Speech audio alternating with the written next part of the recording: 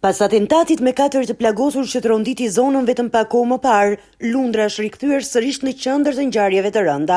Mbrëmjen e sotme, një konflikt i dhunshëm është regjistruar në ambientet e një rezidence luksoze në këtë zonë. Ngjarja ka ndodhur rreth orës 19:15 brenda rezidencës Long Hill, pranë pishinave, ku disa persona kanë mbërritur me makinë dhe kanë ushtruar dhunë ndaj një 19 vjeçari i identifikuar si Kristi Fufi.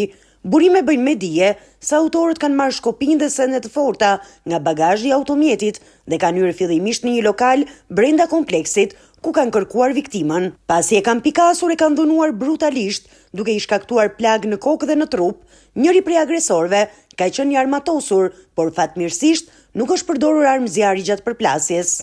I riu është dërguar me urgjencë në spital dhe ndodhet nën kujdesin e mjekëve, ndërkohë që grupi hetimor ndodhet në vendngjarje për të sqaruar rrethanat dhe për të identifikuar autorët.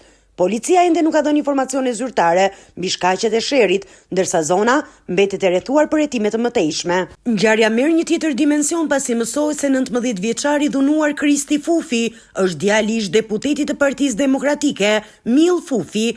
Ky i fundit përfaqësoi qarkun e Lezhës në Kuvend duke marrë mandatin më 3 tetor të vitit 2014 pas dorëheqjes së Vasil Bicajt. Emri Mill Fufit nuk është i panjohur për publikun. Ai u bë pjesë e kronikës në zgjedhjet parlamentare të vitit 2013, kur u përfshi në një përplasje me armë me militantin e LSI-s, Gjon Gjoni.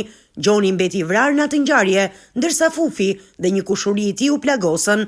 Në atë kohë pati dyshime se dorëheqja e Bicajt kishte ardhur pas presionit nga vetë Fufi për t'i hapur rrugë mandatit të deputetit. Sot Mill Fufi mban detyrën e drejtorit të patentave në Laç, ndërsa dhuna ndaj të birit ngre pikpyetje mbi motivet dhe prapaskenat e përplasjes së ndodhur në rezidencën Long Hill.